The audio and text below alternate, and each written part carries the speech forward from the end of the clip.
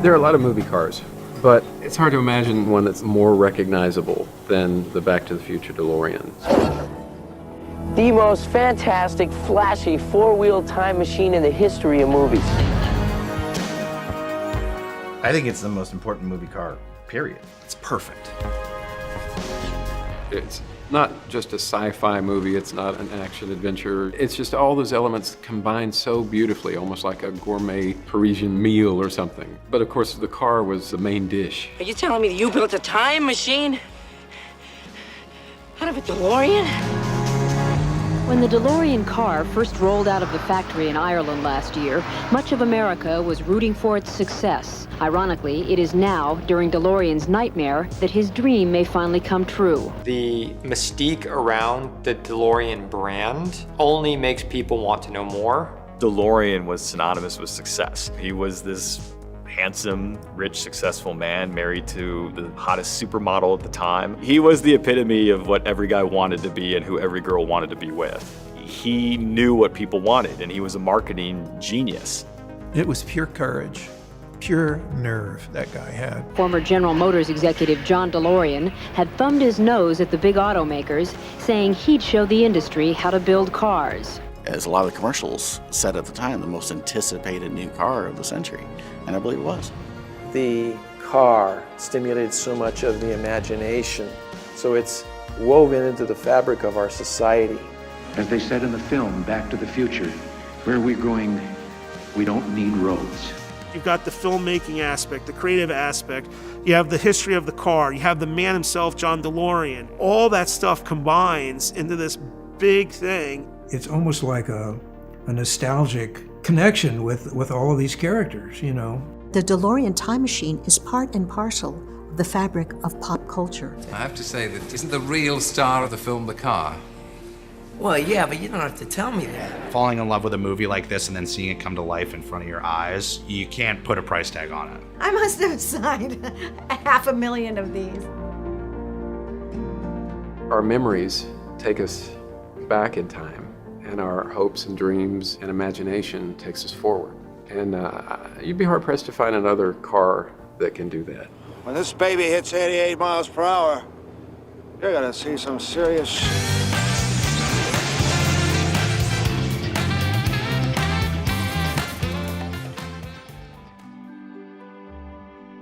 When I was a little kid in grade school, I used to tell people, when I grow up, I'm gonna go out to California and work for Walt Disney. Comic books and science fiction were huge influences on warping my brain. Twilight Zone was my favorite TV show, and of course, seeing the time machine really kind of blew my head apart. Thousands of centuries had passed. Man finally learned to control both the elements and himself. I had to stop and find out. I was always writing science fiction stories, and I even made my own comic book when I was in high school. It was called The Green Vomit, and it was about a superhero who had the superpower able to throw up at will on anybody, on bad guys. And his arch nemesis was Super Snot, who could do the same thing with his nose. California was the place to be, because that's where Hollywood was. And I transferred to USC. A year later, I met Bob Zemeckis in 1971, and we became fast friends. He wanted to be a director, I wanted to be a screenwriter. We were both undergraduates in what was largely a graduate department. We decided that we should team up and figure out how to get in the movie business. We were more interested in Dirty Harry and James Bond, and the graduate students were more interested in François Truffaut and Jean-Luc Godard. Selon le communiqué du secrétariat à l'information. We want to do larger-than-life stuff, and maybe we can blow some stuff up. We want to entertain people. I mean, this is what got us excited when we were going to the movies, so we wanted to make the kind of movies that we wanted to see. So we came up with this very rudimentary idea called Professor Brown Visits the Future. That's all we had, the idea that there would be this kind of wacky professor who invents time travel, but we were never able to really figure out how there was going to be a story, what was going to keep the audience interested. So we would, every once in a while, we would return to that and never get anywhere. Cut to August 1980, Bob Zemeckis and I made a movie at Columbia Pictures called Used Cars. I went to St. Louis, my hometown, to promote it, the Hometown Boy Does Good story. I was staying with my parents, and I found my father's high school yearbook. I said, oh, this looks interesting. It'd be cool to see what my high school looked like in 1940. And I'm paging through it, and I discovered that my dad was the president of his graduating class. So I'm looking at this picture of my dad, and I'm thinking about the president of my graduating class, who was this rah-rah school spirit guy. Couldn't stand the guy. And I thought, gee, was that the kind of guy my dad was? If I had gone to high school with my dad, would I have even been friends with him? Boy, bingo, that's when the lightning bolt struck me in the head, and I said, there's that time travel movie that we always wanted to do. That's the hook. A kid goes back in time and ends up in high school with his dad. So when I come back to California, I immediately go over to Bob Zemeckis' apartment, and we just started rolling on this thing. We wrote 2 drafts of Back to the Future at Columbia Pictures, and Columbia decided that they did not want to make the movie. So it was too nice, and it was too sweet. They wanted stripes, they wanted Porkies, they wanted something raunchier. We took this project around to everybody in Hollywood, over and over and over again sometimes, to the tune of over 40 rejections. So finally, the thing that gets Back to the Future made is that Bob Zemeckis makes a hit movie called Romancing the Stone. Everybody and his uncle wants to be in business with Bob Zemeckis. And the movie that Bob wants to make most of all is Back to the Future. Now let's rewind a couple of years. Steven Spielberg had read Back to the Future. We gave it to Steven because we'd been in business with Steven. We made all 3 of our first movies with Steven. So now Bob Zemeckis has this hit movie, Romancing the Stone, and he says, I don't want to be in business with any of my new fair weather friends. I want to be in business with somebody who always believed in this project.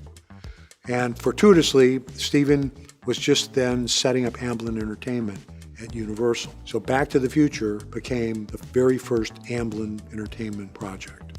Now the second draft of the script was not the movie that we actually ended up making. We made lots of changes, which is to be expected, not the least of which was the time machine in the first 2 drafts was a time chamber built out of a refrigerator. Obviously, one of the questions that you have in a time travel movie is, how does somebody travel through time? You know, you can do it by getting hit on the head. You can do it by making a wish. That's what I'd like to do with the year I've just lived. Rewrite it, play it over again. But we grew up in the 50s and the 60s with the shadow of Sputnik, and we believed that to make the audience believe in time travel, there had to actually be a physical time machine. That became a given. It was at some point in the writing of this next draft, Bob was putting his director hat on instead of just his writer's hat. He came into the office and he said, hey Bob, wouldn't Doc have been smart enough to have built the time machine into a car so that it was mobile? I said, yeah, that makes a lot of sense. If you in fact were to build a time machine, it became very apparent that you'd be foolish not to make it mobile and to take it with you so that you could get back. And then he came up with the most brilliant idea. And what if that car was a DeLorean? I said, oh yeah. Well, it so happened that this was in August of 1984, and John DeLorean was on trial. He was sort of notorious. I mean, this was on the news every day in August. And so that was what made the DeLorean an even cooler car than it already was. Not only does it have these gull-wing doors, but it just gave the car this great mystique. So, I mean, before you can actually have a Back to the Future DeLorean time machine, you have to have a DeLorean to begin with. Most of us know very little about how John DeLorean came to power and became such an infamous public figure as he is today.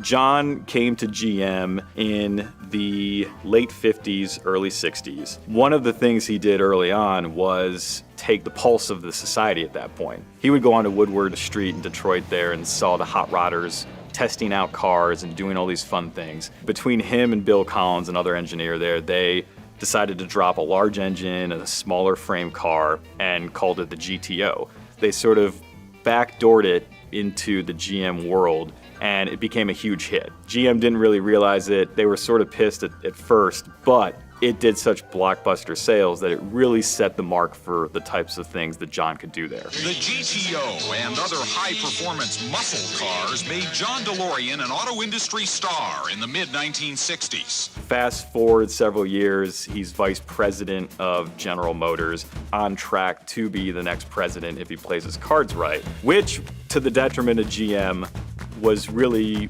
not the place that he was going to excel, because at that point he was more of a paper pusher up on the 14th floor and less on the ground doing the engineering and sort of idea stuff with the people at these other divisions. You get to a point where you can't be an engineer anymore. If you want to be promoted, you have to be something else, and you become a so-called manager. So it was an intense competitive game, and you were like the quarterback of a team. Well, then suddenly when you become a group executive, it was pretty much like owning the stadium, and all of a sudden you're renting out the facilities, but you really don't have much to say about what goes on in them. And a funny thing happens to you in any organization when you slowly get to the top. The first thing you know, you're surrounded by a bunch of sort of hangers-on and yes men. It doesn't take very much for that to turn you into an egomaniac.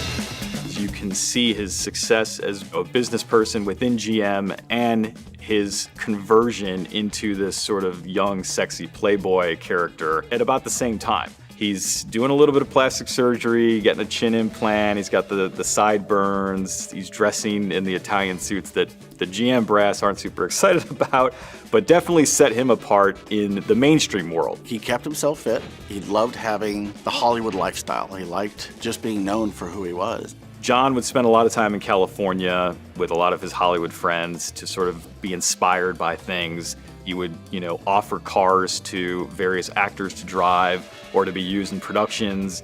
GM would get pissed off about this, but they wouldn't realize that that was really what was driving sales.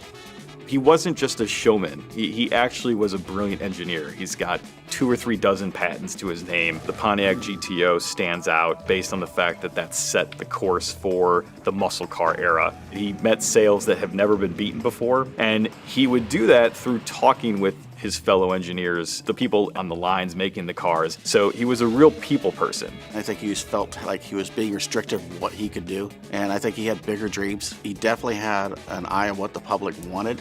He proved it working at GM, and now GM wasn't letting him do the other things he wanted to do.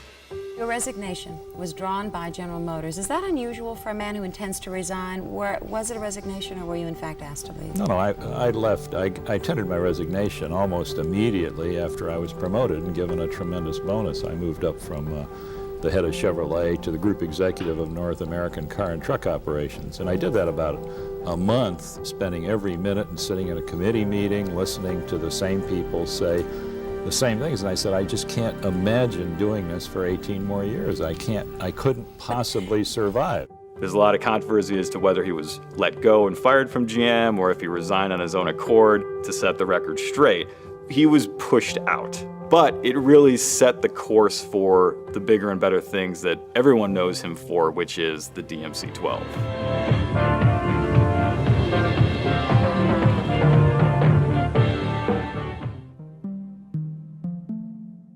From the time that John was pushed out of GM, that was in 1973, he spends a year or two sort of raising capital, figuring out ways to design his own sports car. So something that John was trying to do, which was to make a mass-produced car, not a specialty car, because other people make specialty cars like Ferraris and other low-number types of automobiles, but to make one that was going to hopefully compete with the big three was something that was unthinkable. But John had big aspirations, and he was prepared to do it. Here's a man who has it made, working for one of the largest automobile manufacturers in the world, and he quits not only to build a different kind of automobile, but a different kind of company. He wanted to make a sports car, relatively inexpensive, that would last for years. And he wanted the company to be the ethical car company. He brings in Bill Collins, one of the other engineers at GM that he had designed the GTO with. And between the two of them, they decide they're going to make this car. Giorgetto Giugiaro in Italy, one of the most famous Italian designers at the time, is going to pen it. Giorgetto Giugiaro. What a beautiful name for a talented guy. He's most famous for a lot of his wedge designs from the mid-'80s, the BMW M1, the DeLorean, the Lotus Esprit. And the only parameters that they set forth were the fact that it had to have stainless steel skin, going doors, and be mid-engine. Those were the parameters. Giugiaro pins this shape for the car, which is super, super clean. It looks sporty and lithe and fast and sleek and handsome. The windshield's laid back, it's true, but the body sides slope in at the top. We call it tumble home, and that keeps that car from looking boxy. And then when you come down to the bottom of the windows, there's this beautiful shape as the body kind of returns and begins to curve under there. The back hardly tapers at all. It just gets kind of cut off.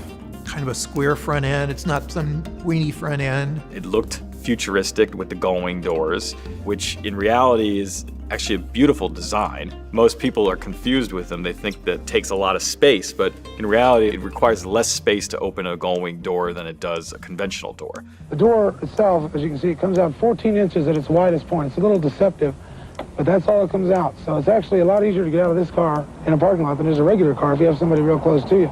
Comes back with this amazing design, and they make the first prototype, Proto 1, made in 1975.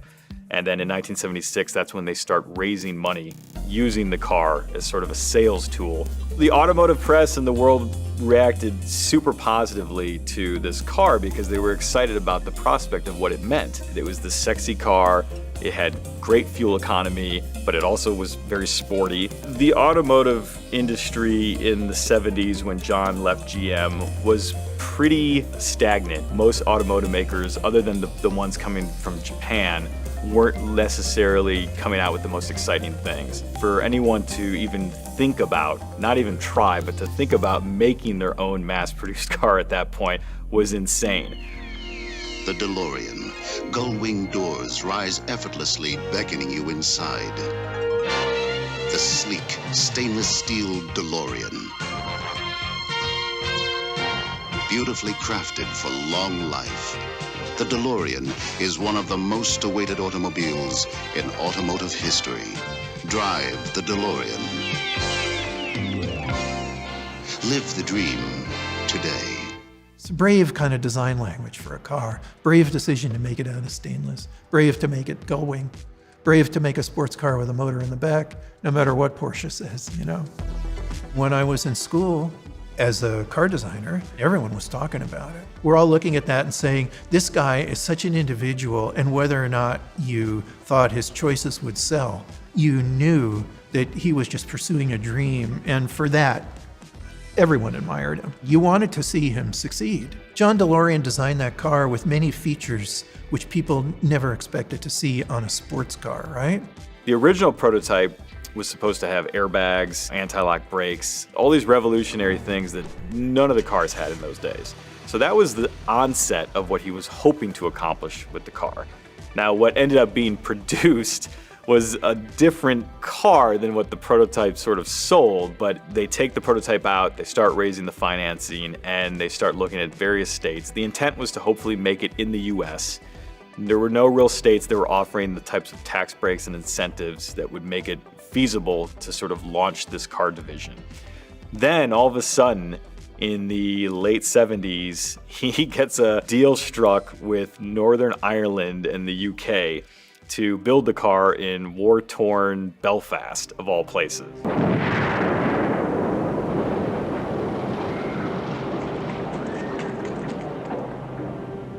The army's role in Northern Ireland is to keep the peace between the Catholics and the Protestants. Ambushes, sectarian killings, ferocious gun battles across the border. You gotta understand, Northern Ireland, late 70s, it's just a war zone. 40% of unemployment based on all the war that was happening there between the Protestants and the Catholics. Their interest was trying to find businesses to come there so they could get people employed. More people employed, probably less people in the streets fighting. All of a sudden, they see this white knight in the 6'4", silver-haired John DeLorean with this magical car, who said that within 2.5 years, I can produce 3,000 jobs, and then within a few more years after that, probably another 3,000 jobs. Because at the end of the day, the point was not to just have the sports car. There was going to be other cars. He was trying to build an actual DeLorean motor company, not just a one-off. They basically give him everything he wants. They strike the deal in less than 3 weeks, which is incredible. They offered him just kind of point blank, here's $150 million, here's a piece of land, please come here and build your car. And they didn't really do a lot of investigation or really checking on it too much before they did it. You know, they just wanted a major car company in their country. They build this factory in 2.5 years, record time, on a total greenfield, state-of-the-art factory. The moment John signed that deal with Northern Ireland, he was already in trouble. That was for a few reasons. They didn't have a productionized car at that point. They had a prototype, and prototypes look beautiful on the outside and to the touch, but in terms of being able to go take it on a track or give it to 10,000 people, there was a hell of a lot more engineering that needed to go into the car. Seems like you got a lot of unanswered questions for a car that's about to go into production. No, we're talking about having quite a few months here yet to resolve some of those things. It was kind of an oh shit moment where, okay, I've been talking about building this car for all these years, now I actually have to go do it. They brought on Lotus and a guy named Colin Chapman, who was also in the UK, to help them productionize the car. And in doing so, the guts of the car completely change. No airbag, no anti-lock brakes, no longer a mid-engine car, but a rear-engine car, which completely changes the car from being a true sports contending car and more of a sort of touring automobile. Obviously, the engine changed. It's a sports car, it looks like it should be going fast, but they used a pretty anemic engine. The reason that ended up happening was, even back then, there were so many rules and laws in terms of getting approvals from the US transportation to have your cars be street legal. They basically used a Peugeot Renault Volvo engine that had already been approved for the US market and were in other cars, with the anticipation that they would be turbocharging that engine within a year or two of the car's release, which really would have given it the sort of performance numbers that it deserved. The only thing John wouldn't let them touch is the stainless steel skin and the gull-wing doors, because he's a marketer and he knew that sexiness was going to sell the car. He knew he wanted it done in stainless. He was going to offer a lifetime warranty on the body. Of course, I think a lot of bean counters talked him out of that, but he wanted something that was going to last a long time and he was willing to put a warranty on it. And looking at all the DeLoreans today, he would have been just fine doing a lifetime warranty on the body panel. I have friends that have 500,000 miles on their cars, and the car looks like it just rolled off the showroom. I mean, the stainless steel you can clean with a Brillo pad and Windex, and it looks beautiful. So I think that's a major testament to the car's design. They wanted to make it in a way that was going to be super ethical. So the stainless steel was the outer layer, but underneath the layer they were working on a composite technology, and it was supposed to help with safety, and then it was also supposed to be extremely light.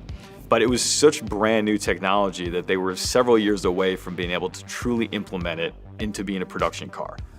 Thus, the switch to the Very technique, which is the technique being used by Lotus to make their cars, which was also like a stamped foam sort of plastic material that the car was made out of and the color was baked into. In the DeLorean's case, they basically used that sort of underbody shell, and then they just put the stainless steel on the outside to dress it up.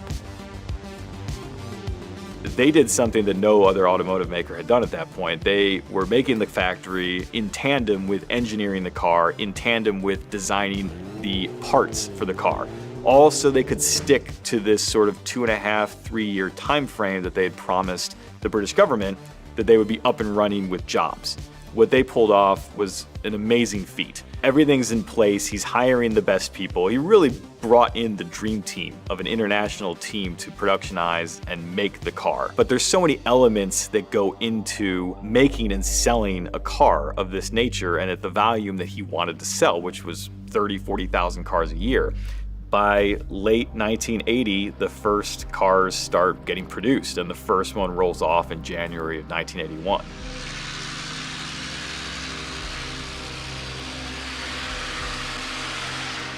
And he was hoping that there was going to be basically 30 or 40,000 pre-sales at the door once they started coming out. Well, the early 80s recession hit. Terrible, terrible weather in 1981 when the car debuted. All of the Midwest was hit with severe snowstorms They couldn't get the cars to the dealers that they promised. So we're talking about half the U.S. couldn't get these cars. And he was really depending on those sales to keep the car company going. Johnny Carson picks up his car. There's a lot of publicity. Sammy Davis Jr. has his car. And a couple thousand cars sell. But you start hearing these reports of, Johnny Carson's car broke down on the highway because the alternator broke, or people are getting locked in the cars because the lock solenoids aren't working correctly. The fit and finish was not good on the first DeLoreans coming off the line. With that in mind, every DeLorean was built in Ireland, shipped here to the U.S., which went to one of two quality assurance centers. And they were spending countless hours fixing these cars coming over that weren't right, need a fit. Later in '81, they got a lot better. These things were to be expected. It's a brand new car company. Even traditional car companies today have issues with cars that get, first releases. They needed time to work out some of these issues, and they did. But, there's always that first impression, and unfortunately for some buyers, that made a big impact, and they either canceled their pre-order or they canceled the pre-order because of how poorly the economy was at the time. And then it was really a hunt for trying to find that right buyer that had expendable income. Between the recession and the high inflation and the interest rates being where they were, it set the tone off pretty poorly. At the time that John started talking about this car and wanted to make this car, he wanted to make it accessible to the mass public. So it was supposed to cost $12,000. It was priced at $26,000 to $28,000 in 1982. That's $12,000, $13,000 over what it was supposed to be originally priced when people put their deposits on the car. And so it's kind of the perfect storm of a sort of tough start out of the gate for the DeLorean Motor Company. John DeLorean, the charismatic former General Motors vice president, is gambling his future on the success of this luxury sports car, the DMC-12. Now, the problem was he was working on borrowed time. He had to start selling cars right away because his deal with the UK was that he had to continue to get jobs and he had to pay back some of this money that they were giving him. And so a combination of events occur, and he gets painted into this corner, ultimately, where he needs money to keep the company going. Now, he was part of that problem. John was hoping to take the company public. And in doing so, he was trying to make the numbers look great. And so he was upping production at a time period where he should have reduced production to keep a certain reserve in the bank. Building to inventory is not a good, sound business practice in the automobile business. And DeLorean did exactly that last fall. The public option didn't occur for various other reasons, and all of a sudden he was left with no money and ports full of cars. I think that was the start of the bleeding out of the DeLorean Motor Company. The company goes into receivership in early '82. And from that point on, it's a race against time to try and appease the British government into showing them a path forward with other investors putting money into this company. People are starting to get a little weary based on some of the early cars with the quality control. The DeLorean name is being tarnished a little bit in the press. It's not as glowing as it was before. And so to try and get investment at this point from traditional banks and financiers and hedge funds is proving to be difficult. And that's ultimately where he gets trapped. One of John's greatest assets, but also deficiency, was this idea that he could just continue to take risks and not ultimately get hit at the end for taking one of these risks. The last risk he took, which was a very dangerous game of cat and mouse, was this sting operation that he got involved with the cocaine and the U.S. government. It's a story of big business, big pressure, big money, and the crime of cocaine. It's the story of how and why the FBI caught automaker John Z. DeLorean, and it became a bit clearer today. The U.S. Attorney's Office here in Los Angeles designed the plan that brought John DeLorean together with William Hetrick, described by authorities as one of California's biggest cocaine dealers. His quasi-neighbor called him one day out of the blue, who he hadn't spoken to in several years, a guy named Hoffman. And he says, "Hey, I heard you're in trouble. I have some investors that would want to invest in your company." Yeah, it's Colombian guys. They're going to sell drugs to sort of clean the money through the company. He said, "Listen, I'll do any sort of shady deal as long as the money is coming through a reputable bank. Now, this is where the government gets involved. Hoffman was a paid informant for the US government. He was working off his own bust, and he made a deal with the government to snitch on other drug folks. Now, the problem here is John DeLorean wasn't in the drug business. He was a desperate guy who was trying to save his company, and he got roped into this. Say what you want about it morally versus legally, he wasn't a drug guy. But regardless, he gets looped into this, and the government goes to great lengths to sort of land their big goose, because at the time that this was all going down, Reagan was new in office and he was having a big initiative on a war on drugs. The FBI's mandate was, we need a big bust. And all of a sudden, John DeLorean falls in their laps and they're off to the races. The first part of the scheme is get John to give us $2 million to invest in the drugs, and that's how we'll nab him. Well, John didn't have $2 million. And so the government comes back and says, well, you can give us collateral in the form of $2 million. So John, in his typical sneaky way, gives them collateral, but it's basically fake collateral. It's stocks and it's VIN numbers to cars that the government doesn't even get the titles to. So they take this and they sort of run with it, and their whole case sort of is built around this infamous FBI tape. On October 19th, in a hotel room in Los Angeles, the trap was sprung on John DeLorean. A suitcase full of cocaine was put before him, and he called it better than gold. Better than gold? Gold weighs more than that, for God's sakes. A few minutes later, the FBI arrived, and John DeLorean was put under arrest. I understand it. Fred Graham, CBS News, Los Angeles. You see John toasting with the champagne, saying that, the drugs in front of him is as good as gold, and then he gets busted. Their thought process was a jury of 12 is never going to let this guy off when they see this tape. The question of entrapment, whether John DeLorean was unlawfully lured by federal agents into committing a crime, is one strategy DeLorean's new attorney will have to tackle.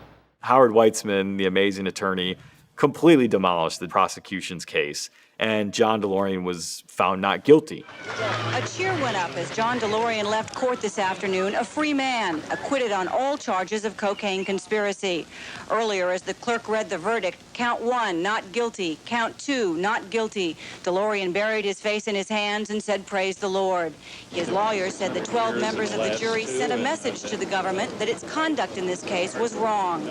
But John DeLorean is still in trouble. Authorities in Britain and the United States want to know what he's done with millions of dollars that were to be used for his ill-fated car factory in Northern Ireland. This week's favorable drug charge ruling may be only the beginning of Mr. DeLorean's legal wrangles. Although he was found not guilty, DMC, of course, was shuttered by then. By October of 1982, John's busted, and that was the final straw for Margaret Thatcher and the British government to put the axe on DMC. All the employees are let go. The last car comes off the assembly line in November, December of 1982, and that was unfortunately the end of DeLorean Motor Company.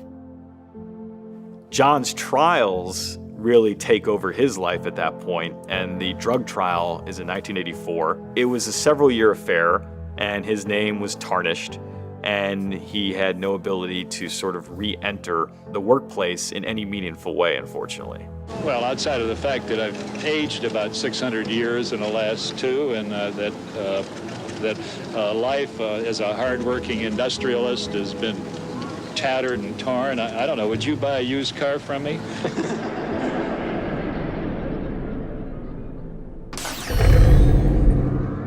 Car was going to be relegated to the scrap heap of automotive history. Little did anyone know. When they all agreed that the car was going to be converted to a time machine, the very next day, they delivered 3 used DeLoreans to my parking lot.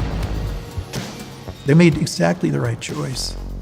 Bob Gale made a lot of great choices on that movie.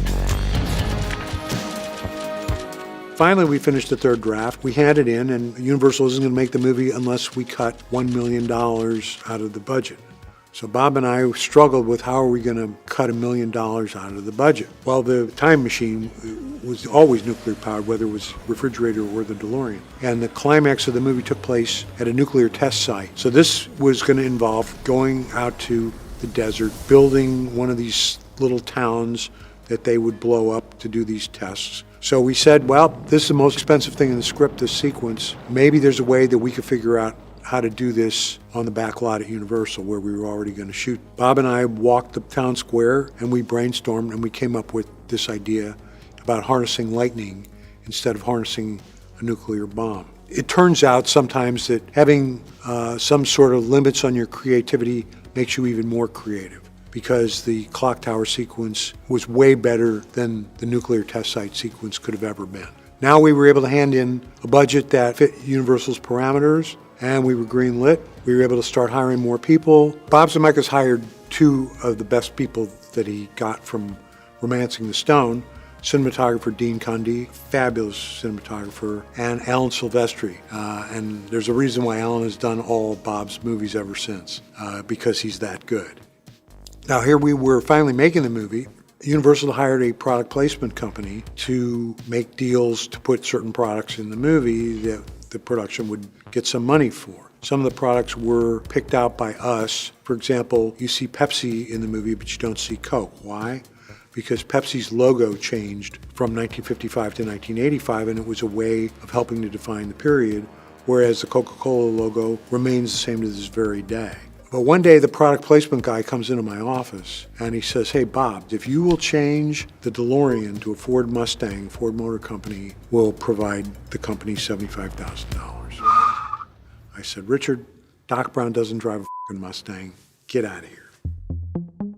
Our first production illustrator, Andrew Probert, did a lot of storyboards for many sequences. My two beginning projects were Battlestar Galactica and Star Trek, and eventually ended up getting a job in Back to the Future.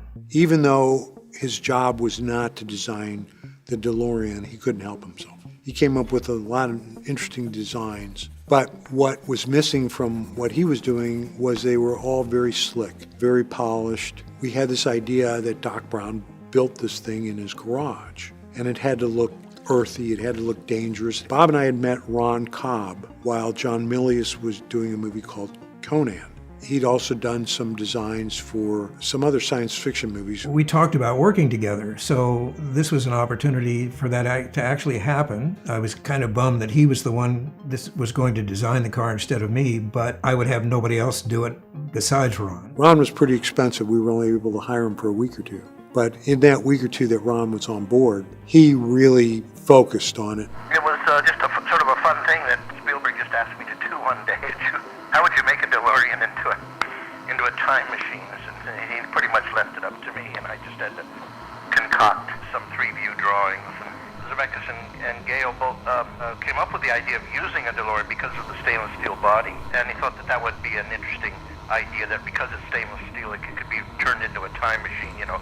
Beyond that, they didn't have too many suggestions except for the flux capacitor. You know, they wanted something that was kind of visible about that. I just thought that whatever I did had to be fairly visible, so I wanted to do those coils that sort of surrounded it as though creating a field. I mean, obviously no one knows how one travels through time exactly, but I just wanted to create a lot of believable stuff that seemed to put the car in a certain status or something. He was asking questions and thinking design-wise to say, if the DeLorean is nuclear powered, where's the nuclear reactor? It's got to have one. Where is the cooling vent? All nuclear power plants have to have a cooling vent. There had to be a plutonium chamber. So all these things, Ron said there has to be a logic to this. I also thought it should look a little bit homemade because Dr. Brown was supposedly doing it in his lab at home, and they would be using parts from Radio Shack or something like that. So I did my version to look like it was all kind of bolted on and added to the DeLorean. I'm always pretty good at adding that stuff, you know, that kind of texture, just something real and complex. I mean, I could never come up with a flux capacitor, though. I tried this, I tried that, I tried a lot of designs, and by the time I was off the project, they still hadn't figured out how it was supposed to look. The DeLorean would not be what it is without his creative vision and input.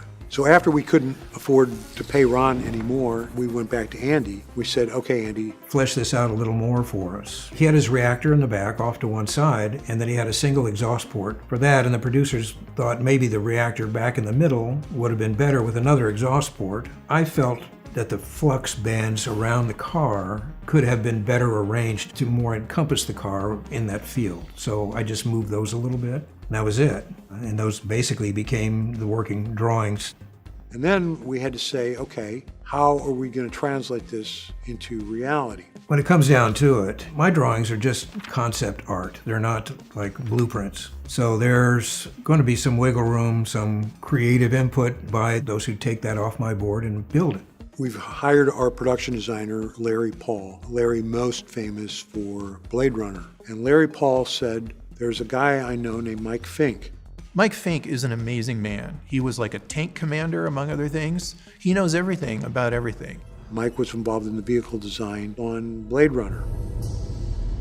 So we brought Mike Fink in. I got Ron Cobb's designs for the exterior of the DeLorean. They said, we want you to just take care of the DeLorean, make sure it's moving along and getting built right, all that kind of stuff. So I said, okay. Mike Fink had a very special job, which was running back and forth between Film Tricks, Kevin's shop in North Hollywood, and the studio. At that time, I had started my company, Film Tricks Incorporated, in North Hollywood. Steven wanted to make sure the secrecy, and he said, build it in there, don't let anybody take pictures of it. And no sooner had they decided on the DeLoreans in the shop, they came in just like they came from out of time. How many of these were we going to have? The thing about production cars, they always break down. So we knew we had to have at least two. We decided we would buy 3 DeLoreans. One was about 18 grand, 15 grand, and 12 grand respectively because of their condition. And we went to work right away. We put them in the shop and started taking them apart and figuring out what we're going to do for designs. And we got sketches. But they didn't make the sketches looking at a box of parts and numbering them. They didn't make blueprints. They were just some concept sketches. We got a sense of how busy it was.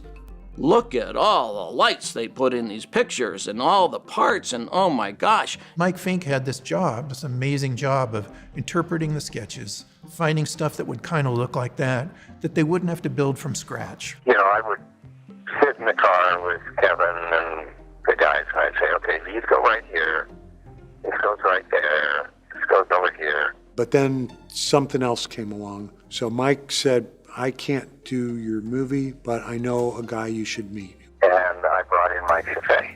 And they met Mike, and Mike and I spent like a week together. He wanted an assistant. A little before Back to the Future, I had my first TV job, which was doing a self-driving car, and the show was called Knight Rider. Knight Rider, a shadowy flight into the dangerous world of a man who does not exist. He called me one day and said, maybe you could spend a day with me and, you know, we could run around and look at stuff because I need someone who knows how things should look, who knows how stuff is built, and who can draw. So we spent a day together. And he said, you know, I've got another show to go on to. So if you'd like my job, you can have my job, but you'll have to be nice with the art department. So that's what got me over there. And I said, I'm telling you, the guy is brilliant. He's going to be fine.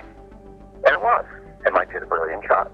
Mike was perfect. He had some great credits, so we brought Mike on board. Mike Fink and Kevin Pike had managed to get that car well underway. I'd never even heard of the movie, so I go into the shop and there's a DeLorean sitting there and it's got the rear hatch off and the back deck off and they're welding up aluminum, and they had some idea of how they wanted the interior to go together as well. They were beginning to position things on the car. It was started, it was rolling. Mike Chaffee came in, and he could figure out what would be the best interpretation of the drawings. In addition to our 20-man crew, we had a wonderful foreman, Dave Wishneck, we had the electronics engineer, Bill Klinger, and they contributed to interpreting what Mike thought should go in the car. Mike didn't put anything on the car, that was our job, and we advised him, well, if you put that there, that'll cause a consequence with this over here, and this won't fit, and how can we do that? And together, they helped to construct what is the DeLorean time machine. We started building, manufacturing, and coming up with parts that looked something like was in the sketches or would convey the idea. It had to be very, very busy. It was a nuclear reactor, so we had to have those kinds of looks and mechanics to it with that big hub in the back where they put in the plutonium. We figured out how to make a latch that would open and close, but the idea about what are we going to do? So then we made these cylinders and then made a little swivel on the bottom it could open up. There was a little bayonet fitting on the hatch for the plutonium, and it really worked with little pins that engaged in these little slots. Very visually, it drops that red tube in and everybody thinks, uh-oh, it's ready to go. And we figured out how to do it with just a lathe and a metal cutting saw and some welding, rather than having to machine the parts, fully with a milling machine or anything like, because it should look like Doc Brown put it together. Bob Gale came to the shop and said, this is getting too neat. You've got to make this more homemade. Doc Brown did this in his lab. And we went back over the welds and made them a little thicker and fatter and exposed more of the homemade element to it and everywhere we could. We really tiptoed around any kind of fabrication work. Try to keep the build it from scratch stuff to a minimum because it's really time consuming. But the guys there, they were capable of doing anything. Mostly it was putting junk on the car kind of work. Wait a minute, what are you doing, Doc? I need fuel. Mr. Fusion, that's 100% Chaffee. They asked me if I could design a Mr. Fusion. I knew part of it should look like something to do with coffee, because Mr. Coffee. So that's why I used that little Krupp's coffee grinder to make Mr. Fusion. The practical question was, where are we going to get these parts? And so there's a place in North Hollywood, I believe, where everybody goes to get old aircraft parts, scientific parts. Apex Surplus Electronics. You could find anything you want there. Mike went out there and just said, this would look cool, this would look cool. And he started picking this and this and this and this. It was like an expedition, really, sometimes, to go up to Apex. They have stacks and stacks of stuff. You'd say, oh, I need some of this and some of that. And Steve would say, what are you guys building? What are you building? Because there's all this crazy stuff that we would buy. There are a lot of little Easter eggs in there. Things you'll recognize if you're a car guy, like the Dodge Polara wheel cover. Things you'll recognize if you've worked on a turbine engine. There's a big switch which has for its handle a battery post cleaner. But why wouldn't Dr. Brown use it, right?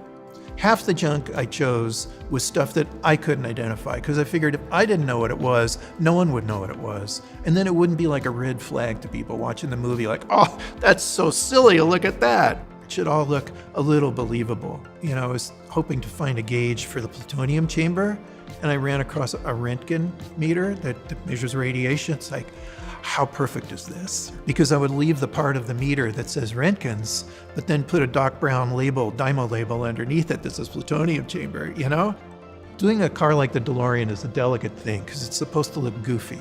There's this professor type, and everything he's invented has been a failure. Part of the movie is just that setup, like failure after failure, the brainwave analyzer, all that crazy stuff that he does. So you're prepared for this thing not to work. And it's got to look like a crackpot to put it together, but it has to look like a crackpot who really knew how to build things, put it together, right? So it's a delicate line. It has to look silly enough that you go, oh, come on. And it has to look believable enough that you say, yeah, maybe. So it really had a little bit of depth. You could kind of look down through the layers and still see the car. So it's a great case of doing design work for the movies. This little ring of nozzles here is from a gas turbine engine that they use to power things like helicopters. These are little heat sinks. They're fit onto a big aluminum tube on which is a Dodge Polara wheel cover. These ducts were fabricated in Kevin Pike's shop, Film Tricks, and painted by the standby painter, Lyle Dickey. I think that these are air oil separators. On a dry sump aircraft engine, you've got to allow some oil to settle out and air to settle out of the oil, so you're not pumping air bubbles through the thing. And there's just sort of a fantastic freestyle combination of hoses in here. The idea being you've got to cool down a nuclear reactor, and that's going to involve a big transfer of heat, so you need some big exhaust for the heat. I grouped things in threes because I had this vague idea that if we suggest that Doc Brown is using three-phase power for this, we might take some people along. Mike Fink had already got these things designed, and Kevin's guys were building these. when I first came on board the show. The idea is that you have big connectors, a lot of power flowing through here to generate a powerful field. And these connectors here, these are actually for what they call a, oh look, Michael proofed it. They're for what they call a spider box. These are the kind of connections you see on a movie set when you're running big, powerful lights. This is also, it's before GPS. So Doc, being the careful guy that he is, puts a little compass in there. And out of his concern for the passenger, he also has this warning about shielding your eyes from the light, which I love. Originally, Ron Cobb had drawn this with a great deal of stuff between the driver and the passenger. And Andy did some sketches where he began to open that up. Because if you've got like a choker shot on one person, you can get away with that. But if you want a two-shot, or you want to shoot through the side of the car like this, you absolutely have to have an open path here for the camera to see through. When you have that many people trying to manufacture something and where it goes, you're on top of each other. You can't only put two people in the interior.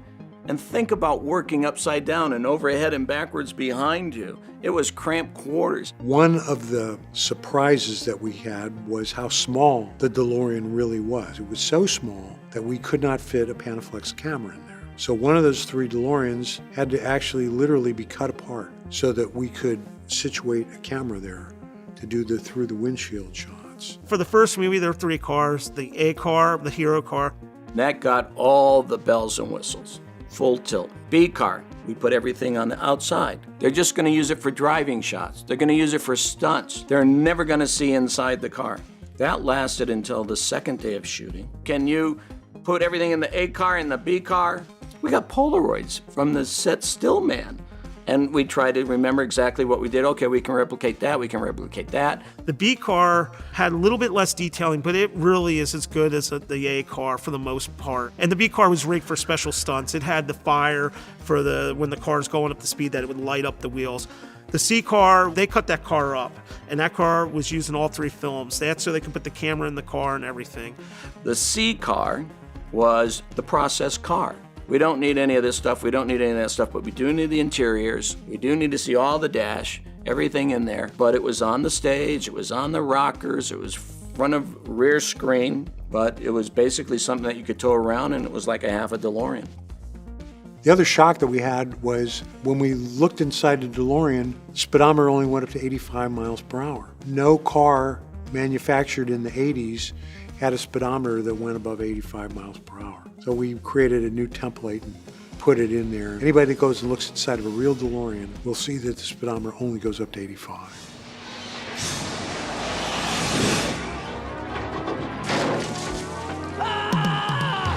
We started shooting in November of 1984. Action!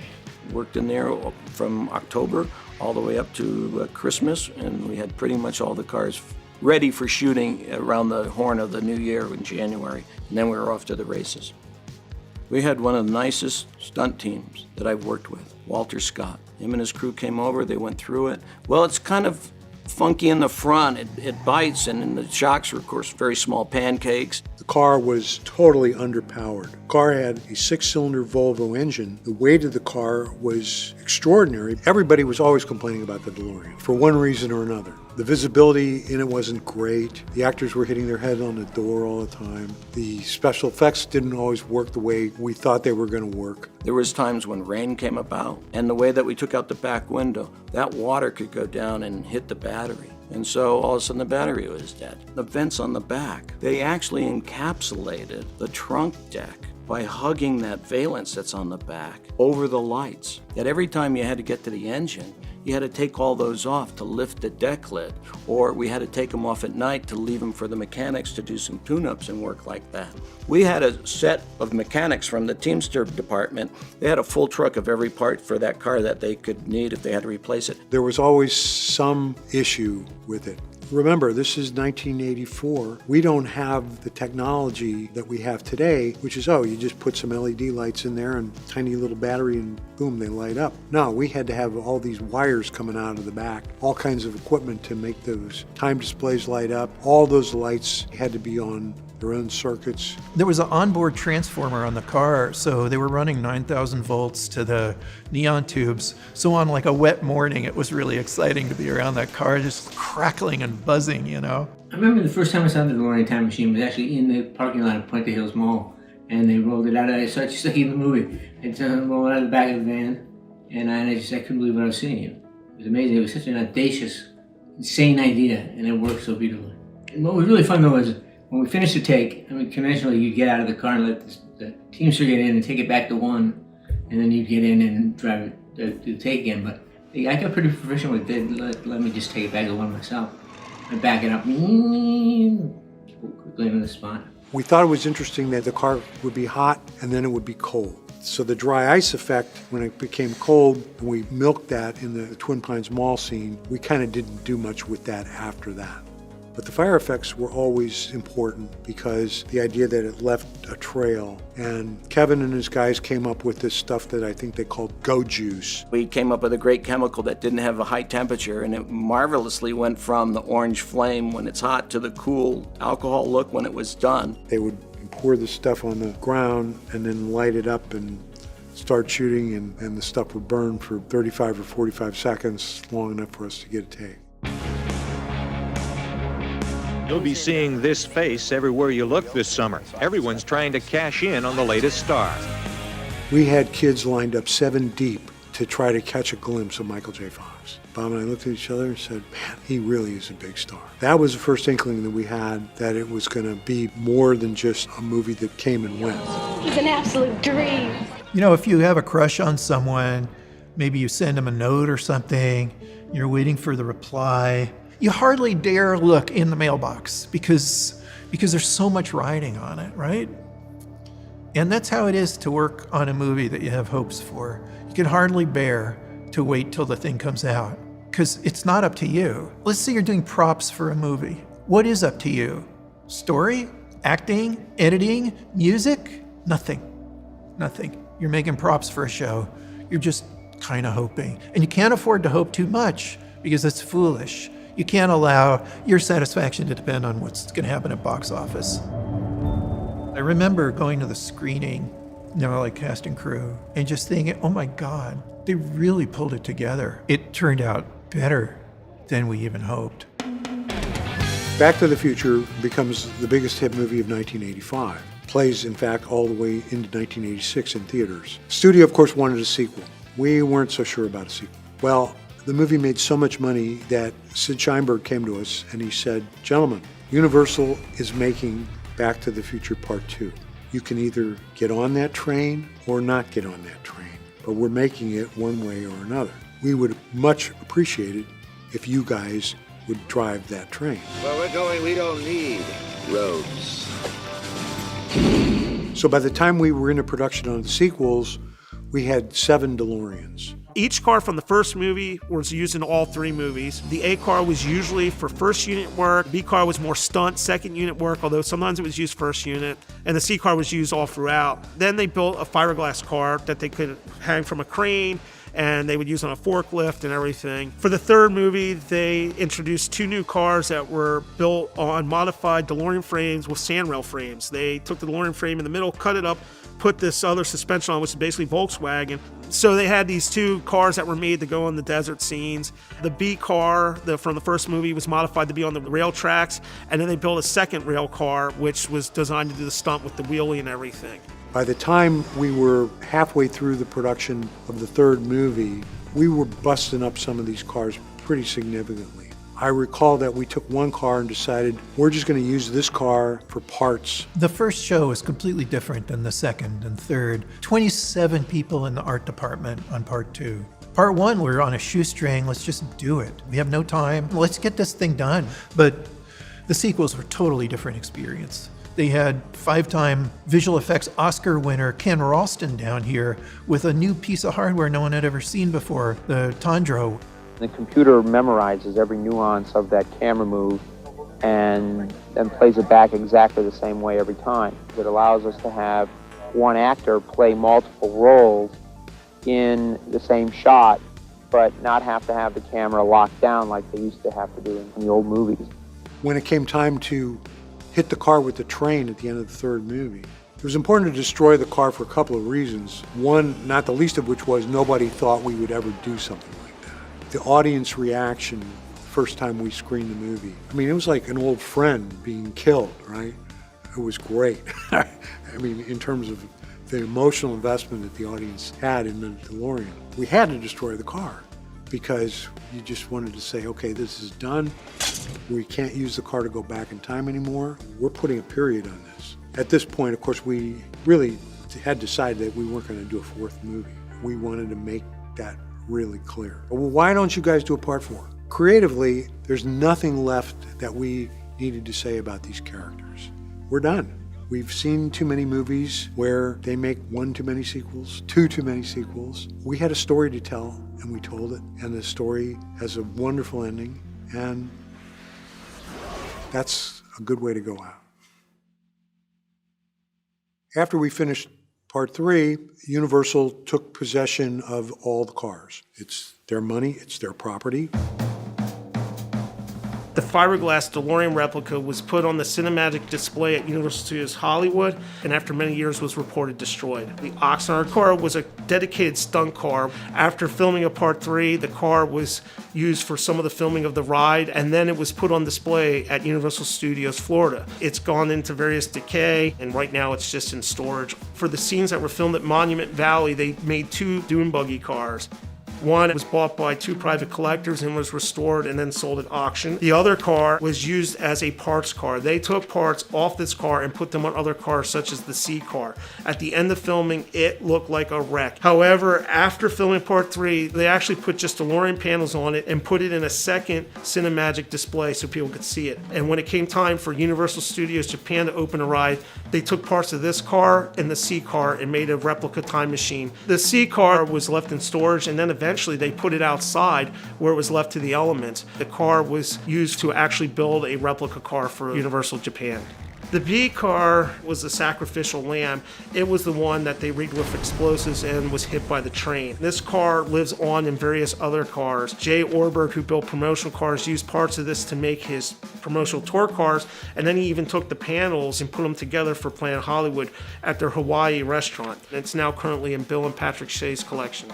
The A car went on display at the Universal Tour in California. They filmed the ride with it. They used it for an Earth Day special for CBS. Great Scott! They used the A car in the cartoons for some of the beginning of the shows. They had live action stuff with Christopher Lloyd. And then it was just used all around the studio. It was an attraction. They would take it to events. They would do this and that. Eventually, though, it would just sit outside. I have found over the years that people that have DeLoreans either have them because of the movie or they have kept them because of the movie. Now, people have gone beyond to make their DeLoreans as screen exact replicas as possible. Some people do it themselves, some people get some extra help. I was 10 and I saw that car and I was like, that's the car. That's the car of my dreams. Once I started, I found this whole community of other builders out there. People who had already done work, people who were doing work alongside each other. And you know, in the early days, it was great because everyone would just share with each other. And it just became like a family of like-minded, crazy people. I'm like, oh, you're my people. I think there's probably a handful of people that get pissed off about the people that make the Back to the Future cars out of regular DeLoreans because they feel like it's sacrilege to be damaging the car in that way. But there are also a lot of ways to do it where you can reverse it and it doesn't mess up the car. The first one took me about 4 years to build, to restore the car completely and to do all the Back to the Future stuff. So I just started little by little recreating the parts as I could and putting them on my car. And my first one, I think, was the absolute funnest car I ever built. I'm working on number 20 right now of complete cars. But now I'm doing it for everybody else that wants it done. I build a lot of parts for guys that are doing it themselves in their garage. So I probably have my hand in at least 100 of the DeLoreans out there some way or another. There's a part on there that I've probably built or had my hands on. Let's keep in mind, those are toys. Those cars were never meant to carry that much weight. You're not going to use them as a daily driver. It was nuts enough driving a DeLorean around, but when you were driving the car as the time machine down the road, people lose their mind. Dude, you gotta stop right now.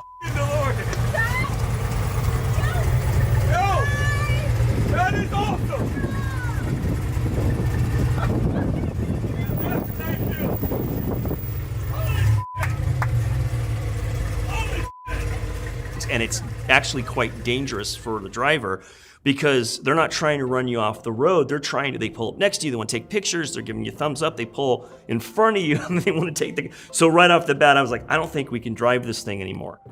We have been stopped by all the finest law enforcement officers all over the world who wanted to check our paperwork and make sure that everything was in order. I had my car on a flatbed and people have followed it. One guy got out and was crying. Like legitimately, he's like, I never thought I would get to see this in real life. And there is something emotional about it because of this film, because of all the things that work in the film, the story, the characters, the music, all those things. When we see the car, that is a symbol of that moment, what they felt and what they feel when they watch it and rewatch it and rewatch it. Well, I've ended up building my own DeLorean time machine replica, and there's a lot of stuff that, as someone that knows so much about it, I know it's not super accurate, but, I'm happy with how it looks and how it makes me feel. There's stuff I did on my car that was specific to a certain scene in part 2, because in my mind, that's what I wanted to build. There's wirings that's wrong in any other part, but that's how I wanted it to be. There's a very rabid interest in these movies and the car and everything, and it's a good thing. The only thing is sometimes I think that people get so involved, they forget the real thing is what was on the screen. We're all fans, and if people realize that there's not some big trophy at the end for being the biggest fan, then there's room for everyone, We don't go after anybody that makes a Back to the Future DeLorean, even if it's not a great one, because you are all ambassadors for the film. Because people see a DeLorean even if there's not a Back to the Future modification in it at all. And it makes them smile, and it makes them think about the movie. And that's great. When people have gone the extra mile to put a flux capacitor and time displays in it, God bless you. We love you. Thank you. Thank you. Thank you so much. It's a compliment, and I love seeing them, and I love talking to them when we go to the conventions. They're just full of joy and full of questions, and I'm happy to help. I know how much work it takes. I know those people are building those cars in their unair-conditioned garages. I know they're taking money that could have gone to something else. Honey, trust me, this is going to be so cool. They have a dream, just like DeLorean had a dream. Just like Doc and Marty, they have a dream. If not for the afterlife of the movie, I never would have met the Haulers. Two amazing people who decided to build like a folk art DeLorean and just put stuff on the car so it looked kind of like the movie. We were one of the first. We weren't the first, but it was early on. August 4th, 2000. Oliver wakes up from sleep and he's in horrific pain. His brother and I rush him to the hospital and he's diagnosed with cancer. I had a tumor the size of a football. Doctors came from other operating rooms just to see it. We're told that he has cancer and he has 6 months to live, which we had to say what? When you get news like that, you take care of business. You put your house in order. When he was given his diagnosis, there was no chemo program and no radiation program that fit his situation. It was hopeless. It was the end. And that's what we had to face. But they said we'd like to monitor the progress of the disease. A friend of ours helped us make a will. Not that we had much to pass on to anybody, but kind of get the legal parts. When you're in your 30s, you don't expect this. Yeah. So getting our lives in order was very important to us. And we sat with our minister and he said, well, what do you want to do? And pretty much at lunch that day, Oliver said, I really want to build a time machine. Looking at me, I'm like, okay. If we only have 6 months, let's have the most fun we can have. What would that be? Because to dwell on it wasn't going to help anybody. We had to watch a videotape of the movie on a 20-inch, we thought, big screen, and pause it and try to figure out what the parts were, what the words were. We live in more of the spirit of Michael Chaffee, hey, does this look good? Does this work? Does this fit? Yeah, that looks pretty good. We used our imaginations, and we would go to salvage surplus places, old electronics junk shops, scrap metal yards, and we'd have kind of a list I would draw pictures of what I would see on the TV. So I'm like, okay, we need a box of like this big, and it needs to be gray, and it has to have a window in it. Mm-hmm. So she'd be on aisle 4, in this pile of junk. She'd be like, I think I got it. And she will have dug out of this big pile of stuff a box about that size. It wasn't gray. It was bright yellow, It was and yellow. it didn't have a window, but it had the right latching and the size was good. Yeah, and I'm like, well, we can paint it, and we can cut out a hole and put a window in it. But the most important part was, how much was it? $10. $10 for a flux capacitor. So that fit our budget. The more you learn in a process like this, like building a time machine, the more you become yourself. You're becoming more of you. You're working through problems and coming up with solutions. And I was like a honeybee with the car. And I would be working on the front end, and I was like, I don't know how to attach this. I don't know how I'm going to integrate this in. So I'd be like, oh, well, it'll come to me. And I'd go to the back of the car, and I'd work on something that I did know how to do. And then in the middle of the night, I'd wake up with the answer. And I'd be like, I got it. All right, And then. she'd be like, good, go Write back it to down. Go to sleep. And I worked night and day, 3.5 months solid, out in the driveway. We don't have a garage. So I would go back and forth, and I killed the grass between the car and my little workshop, making little things, carrying it back to the car, fitting it, shaving off a little bit to make it fit better. And again, I was just driven. I didn't get tired. And I just knew the whole time it was going to work out. I had faith. This is going to be a time machine. Soon. I'm going to get this done. And once it was accomplished, my request to Oliver was, please don't let it sit in the driveway.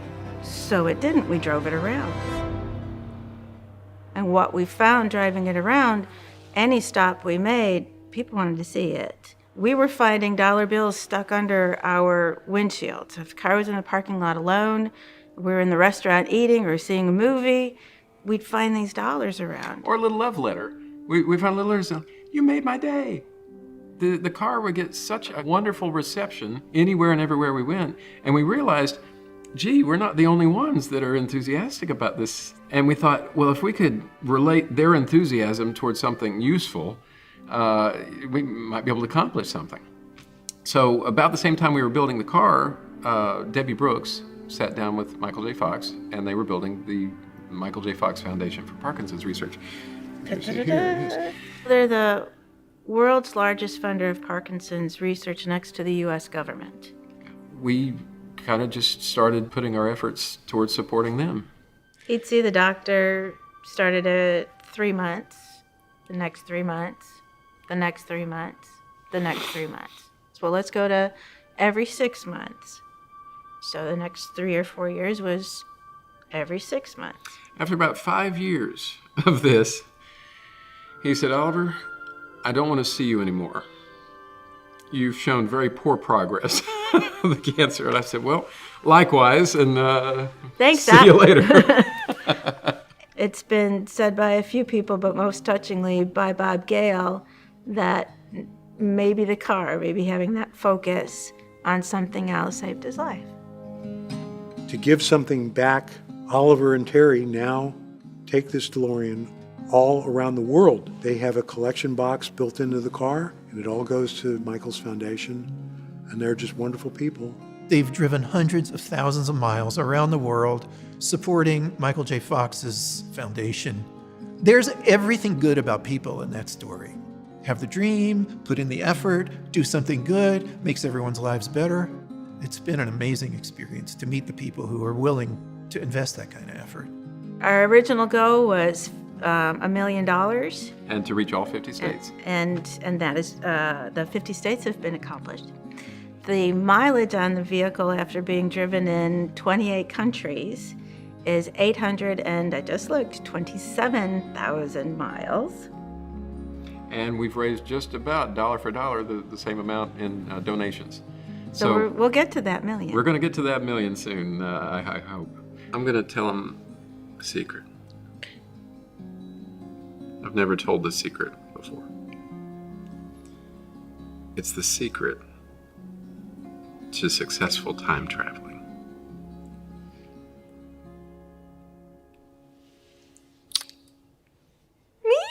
Aw, that's sweet. Thanks. Having a really good adventure buddy. Okay, you got your teeth. You got it.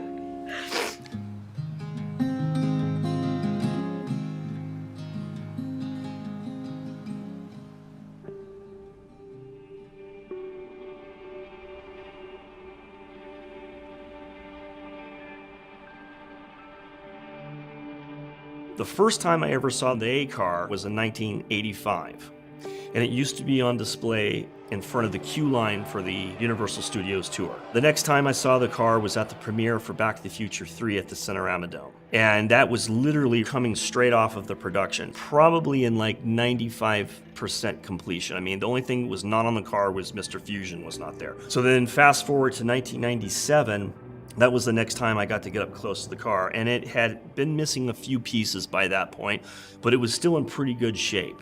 But you can see that it had been out in the sun for years, and the sun started, wearing away at the car. It wasn't built with the expectation this is going to outlast the years. Over time, the car just gets more decrepit, parts go missing. Most of the fandom, including myself, up until about 2008, everyone thought it was the B car. We all thought the A car was like in Steven Spielberg's private collection. Eventually, Nike was having an event. They were doing Nike Air Mags for an auction for Michael J. Fox Foundation. Nike wanted to do a promotion to create the shoe that was in Back to the Future Part 2. As part of the event that they had to announce this, they had this event at the studio, and they brought the car out. It was a mess. I couldn't believe that they had let it get into such disrepair. It looked terrible. Stephen Clark was there with Gail, and he was actually there as part of BackToTheFuture.com, and he got pictures, and he was right there at the moment that Gail saw the car there, and that was a moment that the restoration really took foot. Terry had his car at the evening event, and the contrast between the fan car and the original movie car basically laid fruit to the idea of the restoration of the A car. I was like, hey, rather than hire a restoration company, the fans should restore it. They know this car inside and out. It should go to them. And Bob said, that's a great idea. Why don't you produce the restoration? Why don't you get the guys together? And so I met these guys that were filled with art designers and engineers that were sneaking onto the Universal lot at night to study the real car. And then they would forensically, down to the tiniest screw, take down the information so that they can rebuild it back at their house. And they were making the most accurate car. I was like, I want to know those guys. I hired them to put together my car, which became, at the time, one of the most accurate ones in the world. I had a partner, Joe Walser, and we went to Universal, and we brought my car next to the real car. And the execs from the theme park came down, and they were like, oh my God, this is the real car. I mean, there was rats living inside it. It was it was in horrible shape. And that was it. Bob Gill had got us restoration, and literally took custody of the car, and we just started taking it apart to try and figure out how we were going to fix it. It was this group project of 3 dozen guys of fans that were just giving up hours and hours. There was way too much time. Joe, of course, Walser will forever be the alpha and omega of this hobby. I've never seen somebody more knowledgeable or dedicated to one car so much in my life. He handpicked the best time machine builders and the best restoration people that he knew to build the A car. At this point, Joe knows more about the details of the car. I did that 30-some years ago, right? When he came to us with the restoration project, we were all just stunned. I'm like, really? Really? The A car. We're gonna restore the hero A car. And like, yep. I was like, I'm in. They were saying, hey, we need parts. Do you have any parts? And I said, I do. I said, well, what kind of parts are you looking for? So we need, do you have a TRW keypad? That's how they input the time destination. I said, I have 5 of them. And he goes, okay. He says, you got to help us with this car more. It was a coming together of many different parties, DeLorean mechanics and art departments and engineers, just people who were just appreciated it as a piece of art. So when we were restoring the A car, the first mandate was get the car restored to a showroom DeLorean. And then once it got to a perfect DeLorean, then we took it from the DeLorean to the time machine. I remember the first time I spread all the pieces out on the floor. There was a sense of reverence where I just kind of stood over it and I looked at a pile of my childhood on the ground and I'm like, I get to help. We knew that we had the responsibility of bringing it back. So it wasn't like, oh, it's not like that. It was more like, okay, we need to get serious. Maybe the way a doctor would be when he's going into surgery. You know what I mean? It's just about, okay, let's get to work and save this patient. So as an archivist and a conservator, my mantra is leave it alone.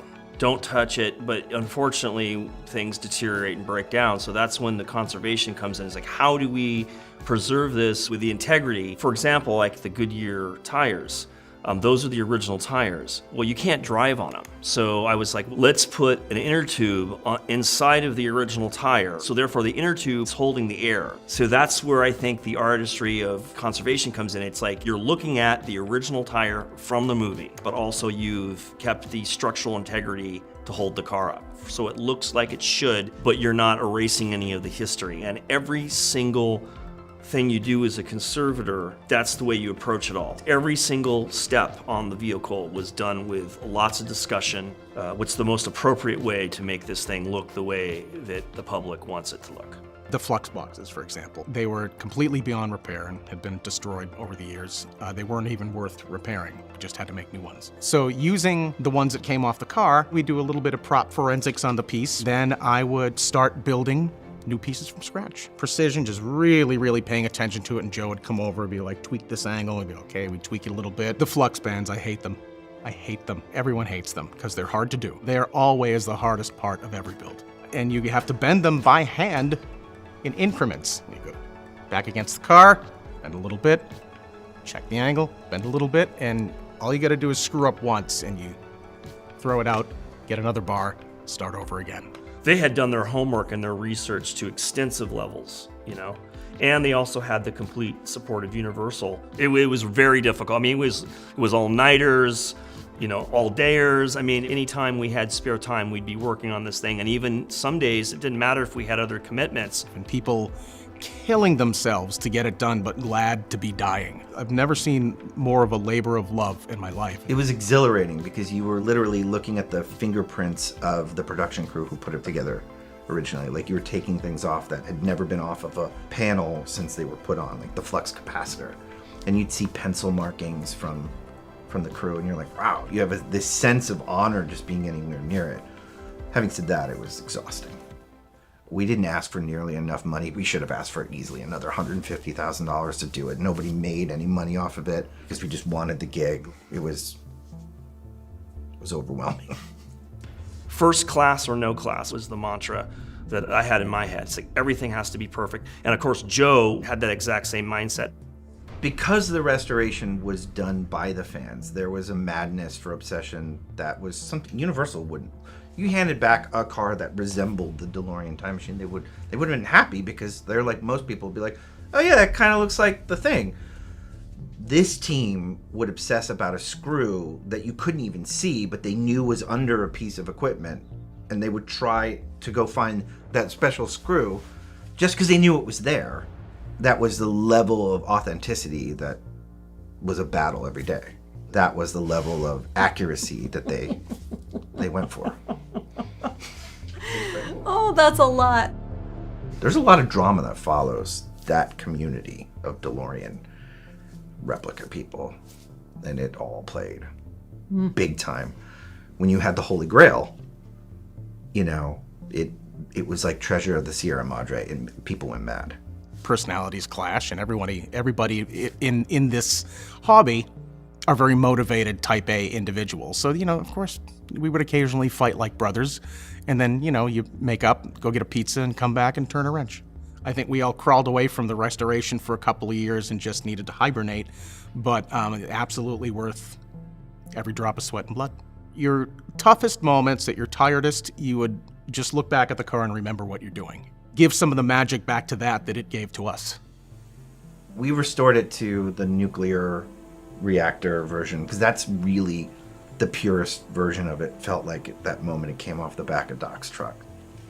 There's so much that varies over the films and sometimes from scene to scene in the original Back to the Future. So like, well, do we do it from this scene or the flux box? Is it, there are debates like that every single day. And, what we came to was sort of an amalgam of the best. But there is no perfect. And that's why so many people are so unhappy when they get into building their cars. There is no perfect. The car looks the way it should look. It looks like it did rolling off the back of the truck. Personally, I probably would have let a little bit more wear show through.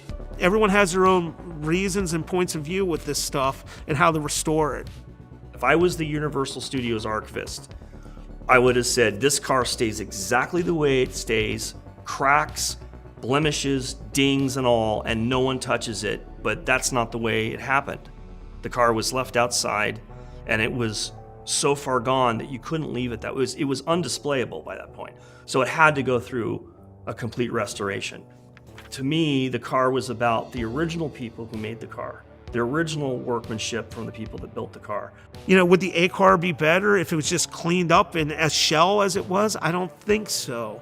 I think you have to capture the magic. I'm proud to have that experience. I wouldn't trade it for anything, but I'm so next to it that I see the work that I did and what all the other guys did. And here's the thing I always like to tell people. It's like you can't meet Doc Brown, you cannot meet Marty McFly, they're not real.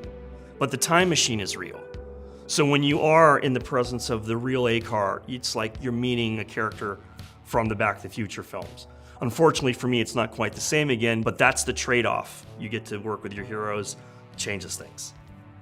I remember it was a silent moment when it was finally done, and we shut the lights off and just sat there and looked at it for a while. Nobody said anything. Nobody said a word. It was like you were in a church. It was incredible.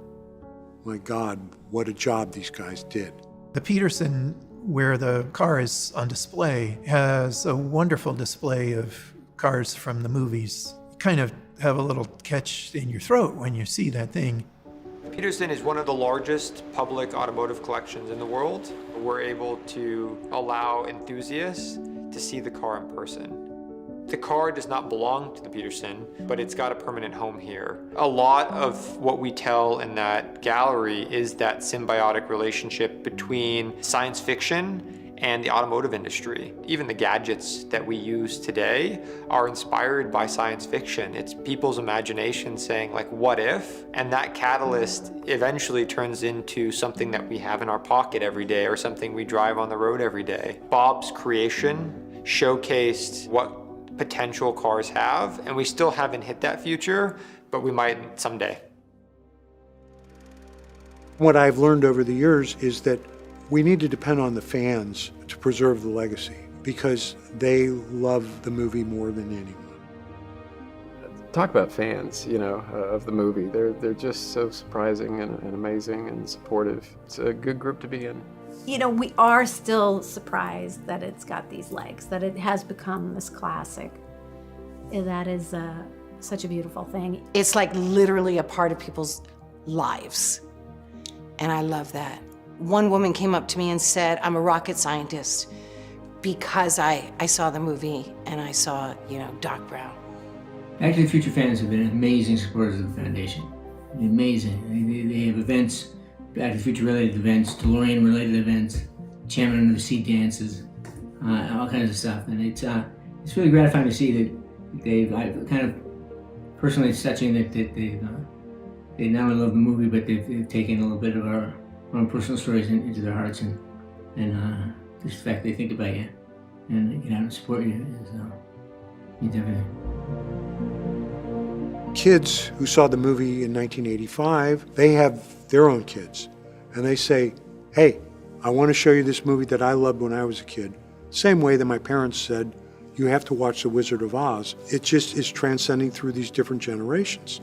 We were talking to a guy named Tom. He's told his children that it's important for you to watch certain films so that you can function in society and understand the references. 21 gigawatts! He said, and Back to the Future is certainly a movie that I have shown my children over the years. It's part of our culture, honestly. It's not just pop culture, it's a huge part of our culture and deserves to be remembered as such. There's so many great films that add art and greatness to people's lives, and that is worth perpetuating so we can keep doing it. The history of our country is formed by the experiences that all the artists, all the people who are creative have made, and that has influenced the direction that people go.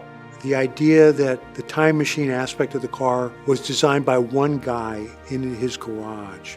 It's a truly American idea. An outcast of society is the visionary that comes up with something that nobody else can come up with. It's a piece of great American folklore, and it's told and retold again in the history of American invention. And so embodied in this car is this extra level of American ingenuity.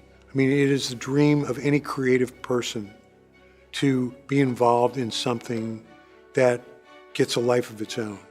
You know, who knew that would happen with Back to the Future? You hope, because it's kind of like pressed flowers. You know, there's all this stuff of the time in there. The cars that are on the street, what people thought was cool.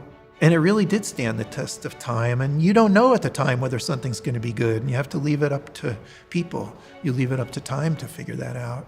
That's been an unbelievable privilege just to see that happen, just to be connected with it. I mean, I just worked on some props, but I'm proud to be part of it.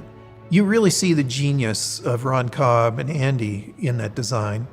You see the genius of Mike Fink calling out the parts to make it work. You see the genius of those guys in Kevin's shop and their patience. I know what went into making it. I remember those nights and days, and I remember what it was like when they were shooting on location, and I remember the stories that would come back, and I remember the doubt and the hope that people had. I remember how it felt to read that script for the first time, and I'm going, oh my God, this is really good. If I look at the car, I see all of that. I see the corners we cut, and I see the lengths we went to make it right. Everything. There are many feelings I had about the car, how I felt about it when I was a car designer, how I felt about the choice when they made the movie, and then what had happened and what was going on in the press. I don't think they could have chosen better. The legacy of the DMC-12 is an American dream story. The car, that stimulated so much of the imagination. Even though the car was built in Northern Ireland with English engineering and a lot of French and English parts, there was something really American about the whole story, just the nerve that he had. He was such a self-made man. Me getting to know John later in life, you know, you could see the appreciation that he had from DeLorean owners reaching out to him and the sort of love and admiration that they had for the good things that he did. Because listen, at the end of the day, no one is perfect. We all have our flaws. His just happened to be a little larger than others, but the things he did that were great were a little larger than what maybe others accomplished in life too. That's the part that's the most interesting. I mean, he basically made a car that's like him. It looks sexy on the outside, but there were a lot of deficiencies. That's the word. Even though he didn't make it through, his car did. And that car needs to be nurtured and valued and seen for what it is. This car could have just been a footnote in automotive history. It ended up being an icon. And that was because of what the Bobs did by implementing it into one of the greatest sci-fi films ever made. Bob Zemeckis, Steven Spielberg, and I jointly got a letter from John DeLorean. And John just said, gentlemen, last week I had the occasion to see the movie Back to the Future. I thought it was brilliant, and I am delighted that you selected my vehicle for immortality, something along those lines. The design team on Back to the Future, and he knew who they were. He said Ron Cobb, Michael Chaffee, Andy Probert, and Kevin Pike can all be part of my next design team on my next project. You can't think of Back to the Future without thinking of DeLorean. You can't look at a DeLorean without thinking about Back to the Future. It's just an amazing unification. It's not like no offense to Star Trek, but it's not like a Starship Enterprise model on your mantelpiece. It's a freaking car that someone dreamed up and made real, and you can turn the key, you can travel in that car. The Millennium Falcon from Star Wars. You can't see that on the 405, but you can see a DeLorean. You know what I mean? And when you do, you're instantly back there. You know how you play Star Wars with your buddies? Get some sticks and lightsabers. you go pew pew pew pew pew.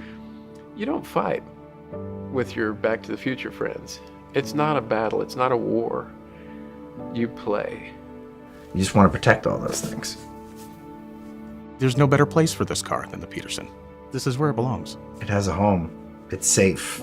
It's sort of about future generations and saying, hey, this is special. You know, take care of this because we're all caretakers. It's going to live forever.